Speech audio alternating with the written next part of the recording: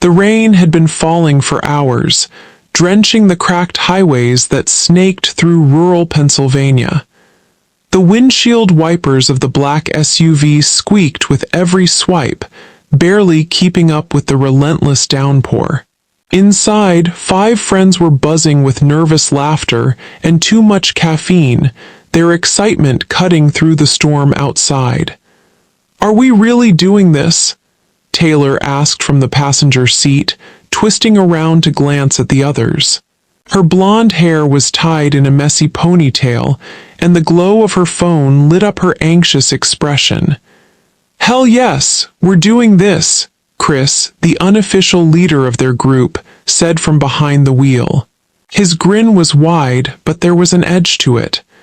"Do you know how many hits we'll get once this goes live? Millions.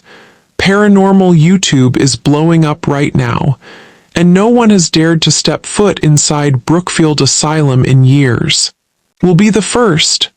"Brookfield," Mia whispered from the backseat. She had been quiet most of the drive, her dark eyes staring at the rain-streaked window. "Don't you think it's weird how every local we asked told us not to go? Like, not just don't go, it was more like, don't even think about it." "Exactly," Chris shot back, his enthusiasm undeterred. "That's how you know it's good. Places don't get reputations like that for nothing." The 5th member of the group, Jonah, snorted from the far side of the backseat. The camera resting on his lap gleamed under the dashboard lights. "Or maybe they're just trying to keep stupid kids like us from getting arrested for trespassing." The SUV rumbled as Chris took a turn onto a narrow dirt road. Trees leaned in on both sides, their wet branches clawing at the vehicle as if trying to hold it back. The GPS flickered, the screen glitching before freezing entirely. "Lost signal again," Taylor muttered, tapping her phone. "Of course." "Don't worry," Chris said. "I memorized the route. The asylum's only a few miles in." Mia finally tore her eyes from the window. "Remind me again why this place closed down." Jonah adjusted the camera strap around his neck. "Official story, lack of funding, but people around here say different. They say patients were kept even after it was shut down. Experiments, abuse, that the doctors went insane too. No one really knows." Taylor shivered. "God, I hate that word. Asylum, it already sounds cursed." The road grew bumpier, potholes filled with muddy water. Every now and then, a flash of lightning illuminated the tree line, and for a split second, Mia swore she saw shapes standing between the trunks. Too tall, too still. But when the thunder rolled and the world went dark again, there was nothing. "Did you guys see that?" she asked, her voice tight. "See what?" Jonah looked up, adjusting his camera. "Never mind," she whispered. Finally, the SUV broke through the thick woods and into a clearing. There it was, Brookfield Asylum. The building loomed against the storm, its brick facade blackened with age and fire damage. Tall, narrow windows lined the structure, most broken, some still eerily intact. The central tower jutted into the sky like a jagged tooth, the faded remnants of a clock face visible under streaks of grime. Rusted iron gates, bent and hanging from their hinges, marked the entrance. "Damn," Jonah breathed, raising his camera instantly. "This is perfect, absolutely perfect." Lightning struck behind the asylum, illuminating its silhouette in stark white. For a heartbeat, it looked alive, breathing, watching. Taylor's stomach churned. "I don't like this at all." Chris parked just outside the gates and killed the engine. The storm seemed quieter here, though the air was heavier, as though the asylum itself swallowed sound. "Everyone ready?" he asked, grabbing his flashlight. "No," Taylor muttered, but still opened her door. They stepped into the night, their flashlights cutting weak beams through the mist. The air smelled of wet earth and rusted metal. The asylum loomed above them, its windows dark voids that seemed to follow their every move. Mia hugged her arms around herself. "It feels like we shouldn't be here." "That's the point," Chris said, his excitement undiminished. He marched to the front doors, Jonah filming close behind him. The heavy wooden doors groaned as Chris shoved them open. The smell hit them first, mold, decay, and something faintly metallic. Inside, the foyer stretched into darkness. Dust hung in the air, disturbed only by their movements. The beam of Taylor's flashlight caught peeling paint, broken tiles, and a toppled wheelchair lying on its side. "Jesus," Jonah whispered, already filming. "This is gold." The group entered cautiously, their footsteps echoing unnaturally loud against the cracked floor. "All right," Chris said, his voice low but eager. "Here's the plan. We'll split into 2 teams, cover more ground that way. Jonah, you're with me. Taylor, you take Mia and—" "No way," Taylor cut in, her flashlight trembling. "We are not splitting up in this place. Haven't you ever seen a horror movie? That's rule number 1. Jonah smirked. "She has a point." Chris rolled his eyes. "Fine, we'll stick together for now. But if we want this documentary to blow up, we need to get real footage. The basement is supposed to be where they kept the worst patients. That's where the legends say it all happened." Mia's chest tightened. Something about that word basement made her skin crawl. She kept glancing over her shoulder, certain she felt eyes on her, though the hallway behind them was empty. As they pushed deeper into the asylum, their lights illuminated long corridors lined with rusted gurneys, faded murals on the walls, and doors that creaked as if sighing in pain. Faint graffiti marked some of the surfaces. "Leave now, she never sleeps. Don't listen to the voices." "Creepy," Jonah muttered, zooming in on the graffiti. "Locals probably messing with anyone dumb enough to come here." But Mia wasn't convinced. The handwriting was old, faded, scratched into the walls, not spray-painted. They reached the grand staircase, its railing broken in several places. Above, the upper floors gaped open like a skeletal ribcage. A cold draft swept through, carrying with it the faintest sound, whispering. "Did you hear that?" Taylor asked sharply, her light darting around. "Hear what?" Chris asked. "That, like voices." Everyone fell silent. The storm outside thundered, but in the pause between, the whispering returned. A chorus, soft and indistinct as though carried on the walls themselves. Jonah lowered the camera, his face pale. "Okay, that wasn't us." Mia grabbed Taylor's arm. "I told you we shouldn't be here." Chris forced a grin, but his voice shook. "Relax, probably the wind. These old places make noises, that's why they're creepy." But deep down, even he wasn't convinced. And as lightning flashed through the shattered windows, Mia caught sight of a figure standing at the end of the hallway. Tall, motionless, watching. When the thunder crashed, it was gone. The silence inside Brookfield Asylum felt heavier with every step they took. Their flashlights sliced through the dark, revealing more graffiti, broken furniture, and medical equipment scattered like the place had been abandoned in a hurry. Water dripped somewhere in the distance, each drop echoing like a heartbeat. Taylor tightened her grip on Mia's hand as they followed Chris deeper into the main hall. "I swear to God, if something jumps out—" "Relax," Chris whispered back. "There's nothing here, yet." But Mia's eyes wouldn't stop darting toward every shadow. That fleeting glimpse she'd seen, the figure in the hallway, still clung to her mind. She hadn't told the others, not yet. She didn't want them to think she was losing it. Jonah's camera whirred softly as he filmed everything, capturing the peeling paint, the broken windows, The eerie way the storm outside seemed to fall silent whenever they stopped walking. They came to a pair of double doors, their glass panes shattered, with the word Ward C stenciled above in faded paint. Chris pushed them open with a grunt, and the hinges screamed. Inside, rows of beds lined the walls, rusted frames with moldy mattresses collapsing under their own weight. Chains hung loosely from the bedposts, restraints that looked more like shackles than medical devices. "Holy crap," Jonah muttered, filming up close. "This is insane. People were actually strapped down here." Taylor covered her mouth. "This feels wrong, like we're walking through their suffering." Mia's light swept across the far wall and froze. There, scrawled in what looked like dried blood, were words that sent a chill down her spine. "We never left." Her throat tightened. "Guys, look." They all gathered, staring at the faded letters. Chris's excitement faltered for the first time.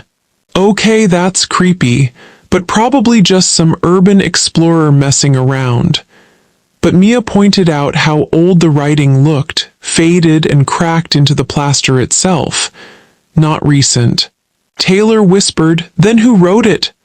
Before anyone could answer, a sudden clang echoed down the hallway, something metallic, like a door slamming shut. Everyone froze. Their beams darted around nervously, landing on the ward's entrance. It was wide open the way they'd left it. "Probably wind," Chris muttered, though his voice lacked conviction. But Mia shook her head. "That wasn't the wind." Jonah lifted his camera again, speaking into it with forced bravado. "We just heard a door slam inside Brookfield Asylum. No one else is here. At least no one alive." Taylor punched his arm. "Not funny." They moved cautiously out of the ward, their flashlights jittering across broken ceiling tiles and hanging wires. The whispers returned low, urgent, as if voices were pressing against the walls, trying to escape. "Stop," Mia said suddenly. "Listen." They all froze again. This time the whispers were clearer, distinct. "Don't go down." The words slithered into their ears, unmistakable. Taylor's hand shook so badly the beam of her light bounced wildly. "Tell me someone else heard that." Jonah's camera dipped. His face was pale. "Yeah, I heard it." Chris forced a shaky laugh. "Hallucinations, old pipes, that's all it is." But none of them believed that anymore. They reached the stairwell, a gaping black hole where the steps descended into shadow. The air that wafted up was colder, sharper, carrying with it the foul stench of mildew and rot. "This is it," Chris whispered. "The basement, the worst of it." Mia's stomach twisted. Everything inside her screamed to leave, to turn back. But when she looked at Chris, she saw that familiar gleam in his eyes, the same look that had pushed them all here in the first place. Jonah adjusted the strap on his camera. "Basement first, or keep checking the upper floors?" Chris didn't hesitate. "Basement, that's where the good footage is." Taylor grabbed his arm. "No, no way, we go down there, we don't come back up." "Mia?" Chris asked. Her mouth felt dry. The whispering still coiled in her ears. "Don't go down." But against her better judgment, she nodded. The stairs creaked under their weight as they descended. Their flashlights barely cut the suffocating blackness. The smell intensified, thicker, like rotting meat. At the bottom, the hallway stretched long and narrow, lined with heavy steel doors. Most were closed, their small viewing slits dark. The walls were damp, stained with streaks of something black that looked too thick to be mold. Taylor gagged. "Oh my God, this is disgusting." "Perfect," Jonah whispered into his camera. His voice was shaking now, though he tried to mask it. "This is where they kept the violent patients. Underground, cut off from the world. Some people say they experimented on them here." Chris approached one of the doors and peered inside the slit. His light flickered against the far wall, revealing scratch marks. Dozens of them carved deep into the metal, as though someone had clawed at it for years. "Jesus!" he muttered. Mia couldn't take her eyes off another door further down the hall. Something about it drew her in. The number painted on it was faded, but she could just make out the digits. 13. Her chest tightened. The closer she got, the colder the air became until her breath fogged in front of her face. "Mia, wait," Taylor hissed. But Mia was already in front of it. She raised her flashlight toward the slit. Her beam shook as she peeked inside. At first there was only darkness. Then eyes, glowing faintly in the black, watching her. She stumbled back with a gasp. "There's someone in there." The others rushed over, their lights sweeping across the door. But when they looked, the slit revealed only emptiness. Chris frowned. "There's no one, you imagined it." "I didn't imagine it," Mia snapped. Her voice cracked with panic. "There were eyes staring at me." Suddenly, a bang erupted from behind the door, metal against metal. Loud, violent, Taylor screamed. Jonah cursed and dropped his camera, scrambling to grab it. The door rattled as if something was slamming into it from the other side, over and over. "Go!" Chris shouted, dragging them back. They ran down the hallway, the echoes of the banging chasing them. Mia glanced back once and swore she saw fingers curling through the slit of the door. Long, pale, wrong. They didn't stop running until they reached the stairwell again, panting, hearts racing.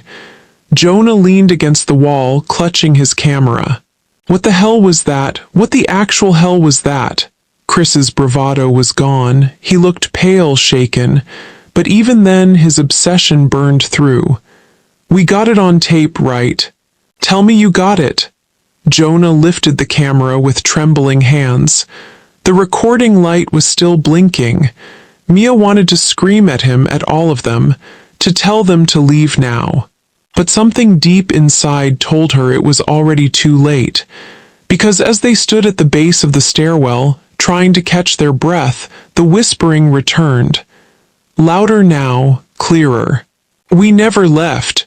And this time it was coming from the walls all around them. The storm had calmed by morning, but the silence in Hollow Creek was suffocating. Alex and Mia sat at the edge of the old motel bed, the TV flickering static, the power sputtering as though the building itself was gasping for breath. Mia's eyes were sunken, sleepless, her voice raw. "Alex, last night I swear I saw something move in the shadows across the street. It wasn't human." Alex wanted to dismiss it, to chalk it up to fear and exhaustion, but deep down he felt it too. The motel wasn't just shelter, it was a cage. By noon, they decided to leave, packing their bags hastily, but the town resisted. Every road they turned down led them back into the center, as though Hollow Creek was folding in on itself. It wasn't a mistake, it was a trap. Frustration boiled over, and Alex slammed the steering wheel. "This place isn't right, Mia. It doesn't want us to leave." The air around them grew heavier, and Mia whispered, maybe it wants us to see something." That's when they saw it. At the edge of town, hidden behind a curtain of crooked trees, sat a decaying colonial house with boarded windows and a warped sign. Black Hollow Road, private property. The wood was blackened, not by paint but by fire, the smell of char still lingering decades later. Mia's hand trembled as she pointed. "That's it. That's where it started." Alex frowned. "How do you know that?" She shook her head. "I don't know, I just feel it." They parked, the engine coughing in protest, and stepped onto the gravel. The house loomed like a corpse of wood and nails, vines curling up its spine, its door hanging ajar as though waiting. Inside, the air was damp and cold, filled with the faint sound of dripping water though no pipes remained. Dust coated every surface, but beneath the rot, strange symbols were carved into the walls, circles, lines, and jagged runes that made Mia's stomach turn. Alex traced one with his finger, recoiling as if burned. "These aren't decorations, this is a ritual." The deeper they went, the louder the house seemed to breathe. The walls groaned, the floor moaned, and shadows flickered though no light entered. In the center of the living room sat a fireplace, black as tar, its stone face cracked. Above it, a phrase scrawled in dried blood, "We feed the night." Mia's knees weakened. She clutched Alex's arm, whispering, "This town, it's not real, Alex. It's built on this house. It's feeding on us." Before Alex could respond, the floor above them creaked. Slow, deliberate footsteps. Someone or something was there. He grabbed a broken piece of wood, motioning for Mia to stay behind him. The steps grew louder, descending the staircase until a figure appeared in the shadows. It was a man tall, with hollow cheeks and eyes black as oil. His smile stretched unnaturally wide as he rasped, "New blood, welcome home." Mia screamed, and the man lunged forward, but his body wasn't solid, it blurred, flickered like smoke. Alex swung the wood through him, and it passed as though through fog. The figure laughed, a guttural, choking sound that filled every corner of the house. "You can't fight what isn't flesh," it hissed. The room shook, the boards rattling as though the house itself was alive. Mia pulled Alex toward the door, but when they burst outside, the world had changed. The town was gone. In its place stretched endless forest, the sky a sickly shade of green, the air vibrating with whispers. Behind them, the house stood taller, its windows glowing red as shadowy figures moved inside. Alex realized with horror they hadn't escaped the house. The house had swallowed them. Mia gripped his hand, tears streaking her face. "We're not in Hollow Creek anymore." Alex looked back at the burning windows and muttered, "No, we're in its stomach." And from the trees, figures began to emerge, hundreds of them, men, women, children, all with empty eyes and broken smiles, whispering the same chilling chant in unison. "We feed the night, we feed the night." The couple backed away, but the circle of shadows tightened, and the realization struck them. Hollow Creek wasn't a town at all.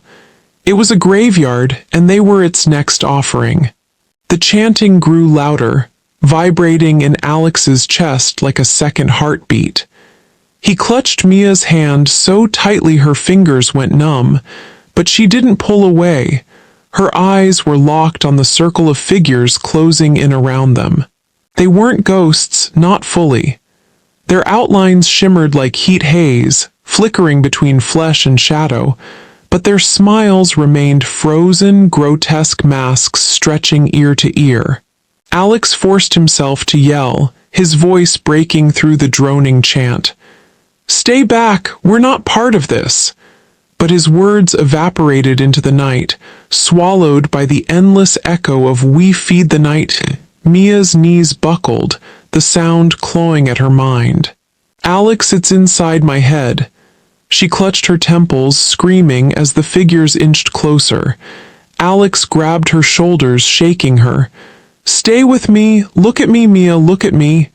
Her eyes fluttered open, wide with terror, and she gasped, "It's the house. It's pulling me in." He spun toward the glowing windows of the black hollow house, where the shadows moved like insects behind glass. Each figure in the circle seemed tethered to it by strands of darkness, like marionettes on strings. Alex realized with horror, these weren't townsfolk, they were offerings, souls trapped in the feeding cycle of the house. Suddenly, the ground beneath them cracked. Black smoke hissed upward, curling into skeletal hands that clawed at their ankles. Mia shrieked as the earth tried to drag her down. Alex pulled with all his strength, but the shadows tightened. Out of desperation, he shouted, "What do you want from us?" The circle froze. The figures turned their heads in perfect unison, hollow eyes gleaming in the dim red light. Then, as though one voice controlled them all, they answered, "We want your flesh, we want your fear." The ground split wider, revealing not soil but a pit of writhing faces, screaming, begging faces of people long dead. Their mouths opened wide, emitting the same chant, their skin stretched tight against bone. Mia sobbed uncontrollably, her voice breaking. "Alex, don't let it take me!" He yanked her upward with all his strength, dragging her free just before skeletal hands could pull her under. The chanting erupted into screams as the circle of figures lunged forward. Alex and Mia bolted, sprinting into the forest, branches clawing their skin like knives. Behind them, the shadows pursued, gliding instead of running, their chant echoing in the trees. Alex's lungs burned, his legs weak, but the primal urge to survive drove him onward. Finally, they stumbled into a clearing where the forest gave way to a crumbling stone church, its steeple broken, its cross inverted. The doors hung loose, swinging in the wind. Mia collapsed against the wall, gasping, We can't outrun them. We need sanctuary." Alex hauled the doors open, and they stumbled inside. The air was thick with mildew and ash, pews rotting in rows, but at the altar stood something that made Alex's stomach drop. A massive book, bound in skin, lay open, its pages filled with the same symbols carved into the black hollow house. Candles flickered around it, though no one had lit them. Mia approached, trembling. "It's a ritual book." She traced a shaking finger over the symbols, her voice soft. "Alex, this isn't just about Hollow Creek. This book, it's keeping the whole thing alive. This place doesn't exist without it." The doors behind them slammed shut, shaking the walls. The chanting returned, louder than before, and figures began seeping through the cracks in the wood like smoke. The house hadn't lost them, it had driven them here. Alex grabbed the book, his hands burning at its touch, but he didn't let go. The pages flipped violently as if the book itself was alive, stopping on one passage. "To end the hunger, the vessel must burn." Mia's voice shook. "It means the house, we have to destroy it." Alex shook his head. "How? That thing isn't just wood, it's alive." But Mia's eyes hardened. "Then we kill it like anything else." "Fire!" Before Alex could respond, the shadows poured into the church, filling the aisles, their whispers suffocating. One lunged at Mia, its face splitting wide, rows of teeth gnashing. Alex swung the book, and the creature recoiled, screeching. The pages glowed faintly, as though the words themselves were fighting back. With no time to lose, they sprinted out the back of the church into the forest again. The black hollow house loomed in the distance, its windows blazing brighter, pulsing like a heart. Shadows crawled across its walls, feeding into it, fueling it. As they approached, the air grew hotter, the ground trembling. Mia stumbled, clutching her chest. "It's draining me, Alex." "It knows we're coming." He pulled her up, desperation fueling his strength. "Then we end it now." At the base of the porch, they stopped. The house loomed above, its door gaping like a mouth, the whispering so loud it drowned their thoughts. Alex gripped the ritual book with one hand and Mia with the other. "We get inside, we burn this thing, and we never look back." Mia nodded, tears streaking her dirt-stained face. "Together," and with that, they stepped into the jaws of the black hollow house, where the final nightmare awaited. The house swallowed them whole. The moment Alex and Mia crossed the threshold, the air thickened into tar, the walls closing in as if the building itself were breathing. The stench of rot was unbearable, every surface coated in black mold that pulsed like veins. The whispers were deafening now, thousands of voices overlapping, chanting, laughing, crying, all pressing into their skulls at once. Alex clutched the ritual book against his chest, its cover scalding hot, but he refused to let go. "Stay with me," he shouted over the cacophony, gripping Mia's trembling hand. She nodded, eyes wide with terror, her skin pale and clammy. The front door slammed shut behind them, sealing them inside. Instantly, the hallway stretched impossibly long, the staircase twisting upward like a spine, rooms opening and closing as though shifting.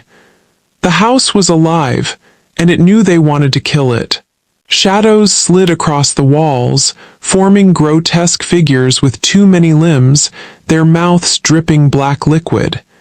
They reached for the couple, but every time Alex raised the book, the creatures shrieked and recoiled. The book was their only shield. "Where's the heart?" Mia shouted, her voice cracking. "Every living thing has a heart. Where's this thing's?" As if in answer, the walls trembled, boards cracking to reveal a black, pulsating mass deep within the house. It throbbed like an organ, veins of darkness spreading through every floorboard and beam. The whispering voices converged into one guttural roar. "You cannot kill what feeds eternally." Mia staggered, clutching her ears. Blood trickled from her nose. "It's trying to break us, Alex." "No," Alex growled, his grip tightening on the book. "We end it." He dragged Mia forward, deeper into the house, following the trail of veins toward the basement door. The air grew hotter with every step, thick with sulfur and ash. When he yanked the door open, a blast of heat nearly knocked him off his feet. Below, the black heart pulsed, embedded in the earth like a tumor. They descended the creaking stairs, each step groaning beneath their weight. The basement stretched like a cavern, walls oozing with tar, the floor covered in bones, decades of offerings, generations of souls consumed. The heart beat faster, each throb rattling their bones. Mia fell to her knees, her voice a hoarse whisper. "It's too strong, Alex, it's pulling me under." Her eyes glazed, her body trembling as shadows coiled around her. Alex dropped the book in front of her, pressing her hands to it. "Fight it! The book keeps it back! Don't let go!" The shadows shrieked, lashing at them, but the book flared with blinding light, scorching the darkness away. Alex seized the moment, searching desperately for fuel. His gaze landed on a rusted can in the corner, gasoline. He grabbed it, sloshing its contents across the heart. The black organ hissed and convulsed, the whispers turning to screams. Mia lifted her head, her eyes blazing with defiance now. "Burn it, Alex, burn it all." He fumbled for a matchbox in his jacket pocket, hands shaking violently. The shadows hurled themselves at him, claws slicing his arms and face, but he struck a match and held it high. The flame sputtered, fragile against the darkness, but it was enough. With a roar, Alex hurled the match onto the gasoline-soaked heart. The explosion was instant. Fire erupted, devouring the black flesh, racing up the veins, consuming the walls. The entire house howled, its structure convulsing as though in agony. Shadows screeched, writhing in flames, their faces melting into nothing. The whispers turned to wails, then to silence. "Mia, go!" Alex screamed, pulling her up the stairs as the basement collapsed behind them. They sprinted through twisting hallways now ablaze, doors slamming shut, windows shattering, the house fighting to keep them inside. Beams crashed down, flames licking their heels, but they didn't stop. At the front door, it slammed shut again, refusing to open. Alex rammed his shoulder into it once, twice, 3 times. Finally, with a splintering crack, it burst open, and they tumbled onto the ground outside just as the house erupted in a tower of fire. They scrambled to their feet, stumbling back as the black hollow house burned. The flames lit up the entire forest, shadows writhing and disintegrating in the inferno. The chanting was gone. The night was silent. Mia collapsed into Alex's arms, sobbing into his chest. "We did it, Alex, we actually did it." He held her tightly, his own tears mixing with sweat and blood. "It's over. It has to be over." But as they staggered toward the road, exhausted and broken, Mia froze. Her hand tightened on Alex's arm, pointing back at the fire. Through the flames, for just a moment, a figure stood at the window. Hollow eyes, a wide, broken smile. It raised a hand and mouthed words they couldn't hear. Then the house collapsed in on itself, swallowed by fire. Alex stared, heart-pounding. "Tell me you didn't see that." Mia's voice trembled. "I did." They turned, walking down the long road into the darkness, the glow of the fire fading behind them. The air was cold now, empty, and for the first time Hollow Creek was silent. But deep in the ashes, beneath the ruin of the Black Hollow house, a single ember glowed. And with it, the faintest whisper drifted on the wind. "We feed the night."